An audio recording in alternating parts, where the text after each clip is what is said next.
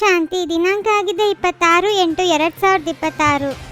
ನೀವು ಗ್ಯಾರಂಟಿ ಕೊಡುತ್ತೀರಿ, ನಾವು ನಮ್ಮದೇ ಯೋಗ ಬಲದಿಂದ ಈ ಭಾರತವನ್ನು ಸ್ವರ್ಗವನ್ನಾಗಿ ಮಾಡುತ್ತೇವೆ. ಅಲ್ಲಿ ಒಂದು ಧರ್ಮ, ಒಂದು ರಾಜ್ಯವಿರುತ್ತದೆ. ಯಾವ ಮಕ್ಕಳು ಮಾಯೆಯ ಮೋಸದಿಂದ ಮುಕ್ತರಾಗಿರುವರೋ ಅವರು ಬಹಳ ಚಮತ್ಕಾರ ಮಾಡಿ ತೋರಿಸುತ್ತಾರೆ. ಅವರ ಬುದ್ಧಿಯಲ್ಲಿ ಸರ್ವೀಸಿನ ಹೊಸ ಹೊಸ ವಿಚಾರಗಳು ನಡೆಯುತ್ತಿರುತ್ತದೆ. ಪತಿತ ಪಾವನ ತಂದೆಯು ಆತ್ಮಗಳನ್ನು ಪಾವನರನ್ನಾಗಿ ಮಾಡಿ ಮತ್ತೆ ಪಾವನ ಪ್ರಪಂಚದ ಮಾಲೀಕರನ್ನಾಗಿ ಮಾಡುವ ಮಹಾನ್ ಕಾರ್ಯವನ್ನು ಸಂಗಮಯುಗದಲ್ಲಿ ಮಾಡುತ್ತಿದ್ದಾರೆ.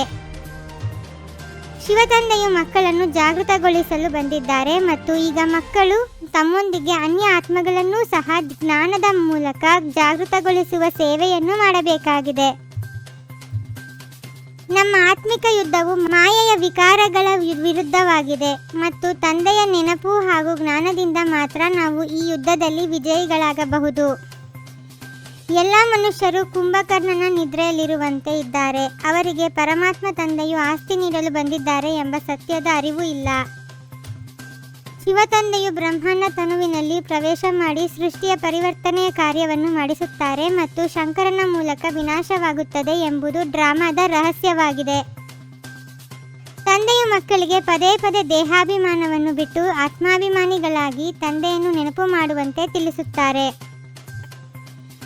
ಯಾರು ದೇಹಿ ಅಭಿಮಾನದಲ್ಲಿ ಇರುತ್ತಾರೋ ಅವರಲ್ಲಿ ತಂದೆಯ ನೆನಪು ಮತ್ತು ಸೇವೆಯ ಉನ್ನತಿ ಸದಾ ಹೆಚ್ಚಾಗುತ್ತಿರುತ್ತದೆ. ತಂದೆಯ ಜ್ಞಾನವನ್ನು ಧಾರಣೆ ಮಾಡುವ ಮಕ್ಕಳ ಬುದ್ಧಿಯಲ್ಲಿ ಖುಷಿ ಮತ್ತು ನಿಶ್ಚಯ ಇರುತ್ತದೆ, ಏಕೆಂದರೆ ಅವರಿಗೆ ಶಿವತಂದೆಯು ಬಂದಿದ್ದಾರೆ ಎಂಬ ಅನುಭವವಾಗುತ್ತದೆ. ಮಾಯೆಯು ಅನೇಕ ರೀತಿಯಲ್ಲಿ ಪರೀಕ್ಷೆಗಳನ್ನು ತರುತ್ತದೆ, ಆದರೆ ತಂದೆಯ ನೆನಪು ಮತ್ತು ಎಚ್ಚರಿಕೆಯ ಮೂಲಕ ಮಕ್ಕಳು ಸುರಕ್ಷಿತರಾಗಬಹುದು.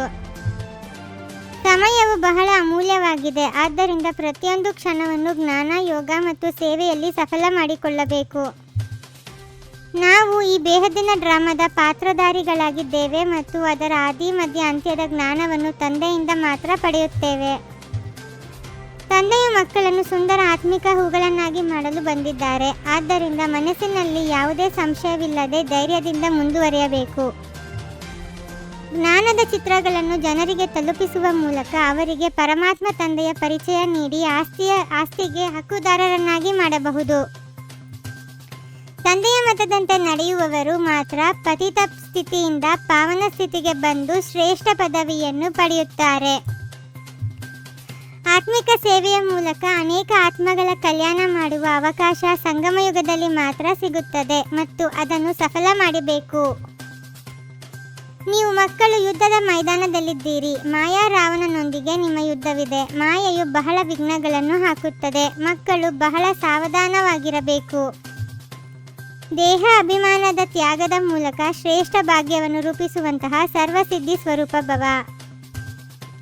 ದೇಹ ಅಭಿಮಾನದ ತ್ಯಾಗ ಮಾಡುವ ಅರ್ಥ ದೇಹಿ ಅಭಿಮಾನಿ ಆಗುವುದರಿಂದ ತಂದೆಯ ಸರ್ವ ಸಂಬಂಧದ ಸರ್ವ ಶಕ್ತಿಗಳ ಅನುಭವವಾಗುತ್ತದೆ. ಕ್ರೋಧ ಮುಕ್ತರು ಆಗಬೇಕಾದರೆ ಸ್ವಾರ್ಥದ ಬದಲು ನಿಸ್ವಾರ್ಥವುಳ್ಳವರು ಆಗಿರಿ.